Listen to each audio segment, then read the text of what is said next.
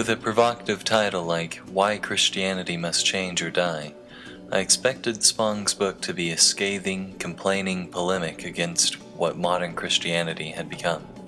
Also, given that Spong was still a bishop in the church and probably wanted Christianity to change rather than die, I suspected he was probably just complaining about the conservative values in Christianity, such as the prohibition of gay marriage, and probably just wanted the church to have more liberal values.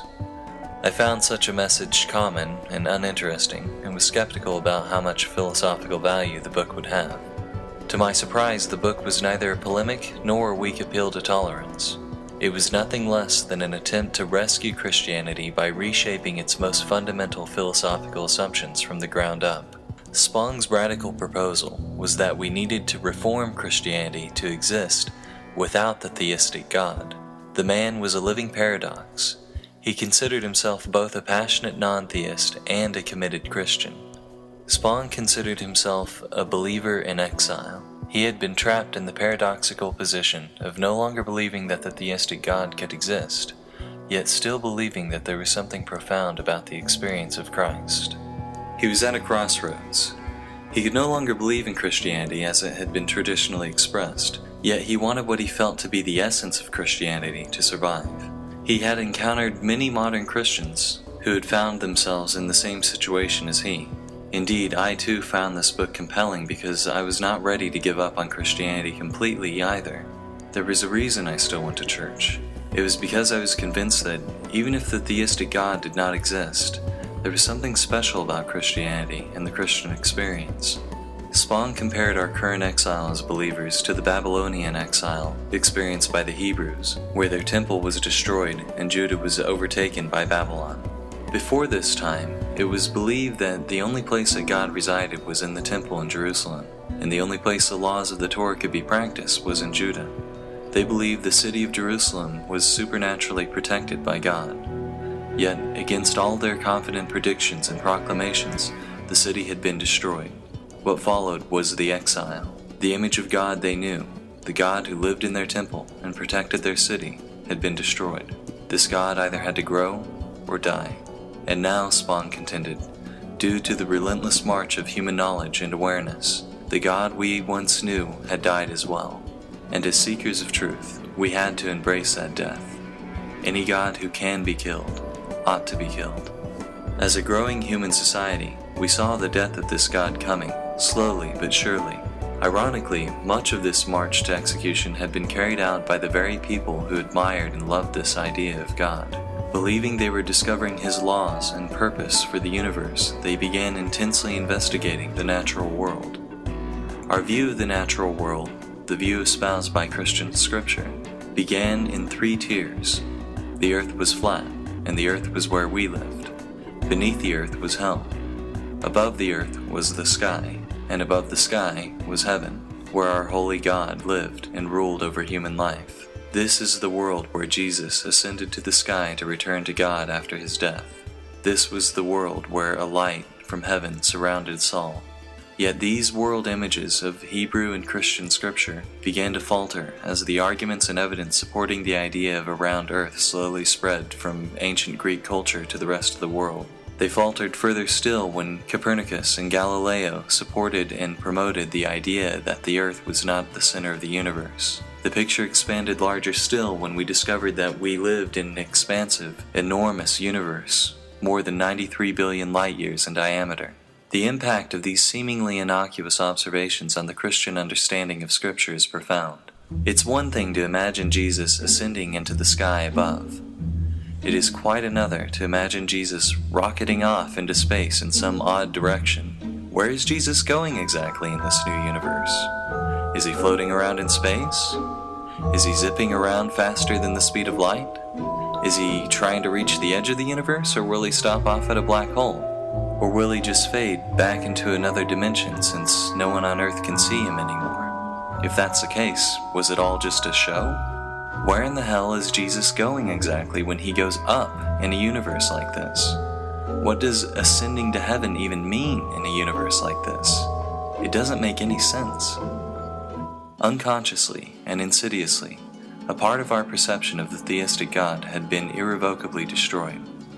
It makes no sense to have a father watching down from heaven when heaven is just the light from a star shining through a cloud formation between us and 46 billion light years of mostly empty space. Looking up into the heavens doesn't make any sense when you know what is behind the clouds. For a while yet, though, humanity could still take comfort in the fact that the theistic God was still in control of the universe. That was until scientists like Isaac Newton began to discover natural laws that revealed our universe to be predictable and deterministic. Everything we had attributed to God, from plagues to storms to healing, began to be revealed as cogs in a deterministic machine that required no God to work.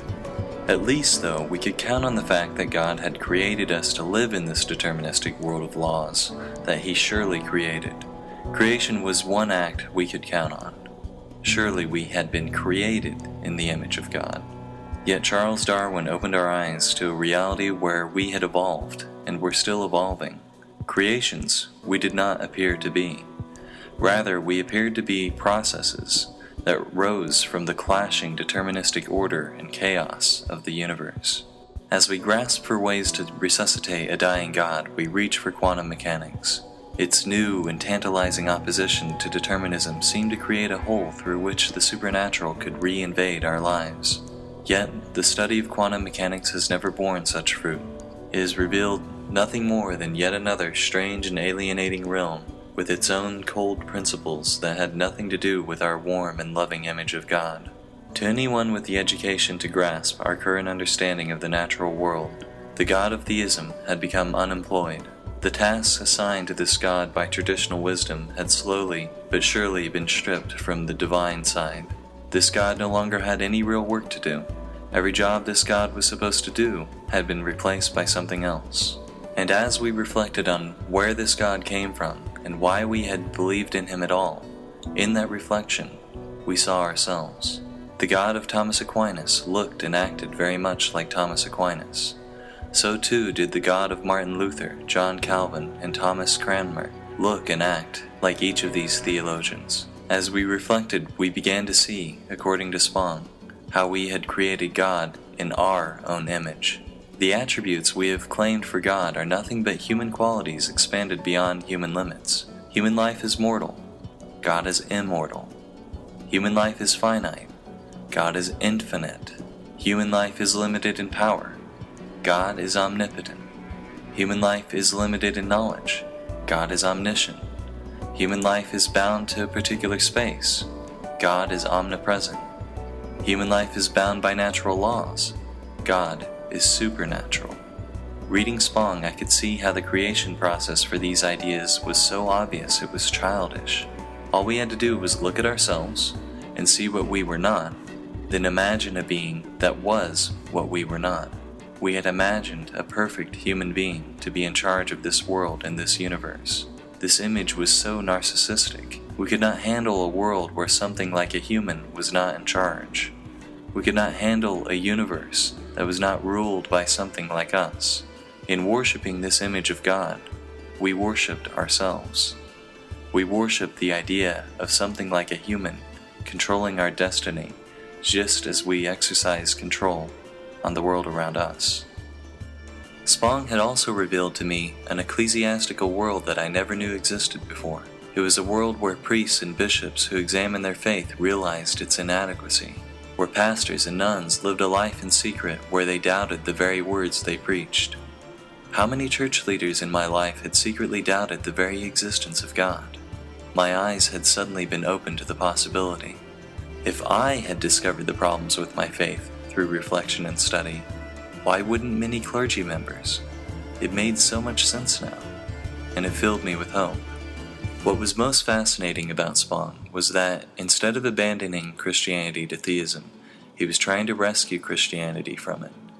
Despite the fact that theism was clearly inadequate, he emphasized that he still felt the Christian experience was profound and useful. He argued that there was no reason to allow the current images of Christ, which had been fully authored in creeds from the 5th century, to dictate how we interpreted the Christ experience in the modern age.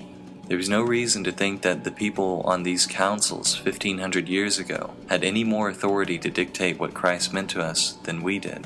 Spong made his argument for a new image of Jesus based on the earliest Christian scriptures, the letters of the Apostle Paul, starting with the earliest Pauline letter, 1 Thessalonians. I was very surprised to learn that these were the earliest Christian scriptures, but it made sense. Paul never spoke of anything in the Gospels except for Christ's crucifixion and resurrection. He never showed any awareness of any of the extravagant stories and miracles. These stories in the Gospels seem to have been extrapolated and invented from the ideas of Paul himself. From Mark to Matthew to Luke, the supernatural claims got bigger and bigger. Like a big fish story, the fish got bigger with every telling. But Paul's own image of Jesus, the first image of Jesus, was much more modest, realistic, and focused. Spong argued that Paul and the other early Christians had encountered something in the Christ experience that changed them. The story of Christ was someone who lived fully and loved wastefully, who expanded beyond the provincial limits of his society.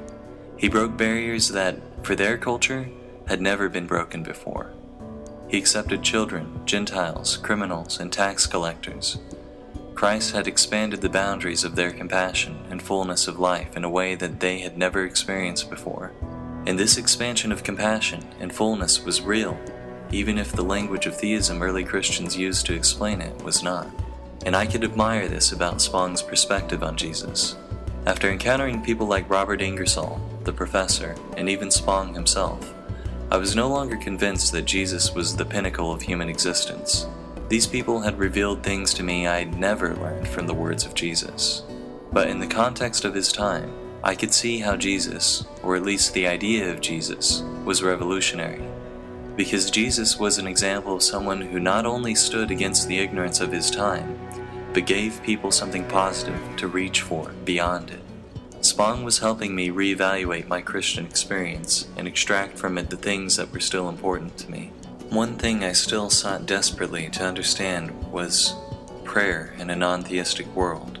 Prayer was an experience that I still looked back on as being valuable to me in some way, even though I no longer believed a theistic God had been listening.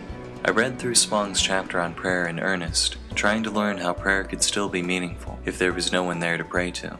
Spong's answer was that the way to pray in a world with no theistic God was to connect with the life of the universe itself. For example, he had replaced the time that he had once spent praying with solitary study and reflection. The point was to embrace this life in the eternal now and experience it fully and completely. At first I found his answer disappointing, because it seemed that his answer was basically that there was no way to pray. But eventually I embraced this way of thinking, and changed my focus from trying to find a way to pray to embracing the moment I live in now. One of the most intense focal points of Spong's exposition was finding a new way of understanding God without theism. He saw God as the ground of all being. It was this conception of God that he used to explain the attitudes of Jesus, saying that the example of Jesus called us to be all we could be, living fully, loving wastefully, with no expectation of reward. I found this conception of God as the very grounding of our existence very compelling at the time. It was quite compatible with the stance of pantheism that I had developed at my deconversion and expanded through reading and embracing Jonathan Livingston Seagull. But I was still confused about God, and what exactly, if theism was invalid, God really was.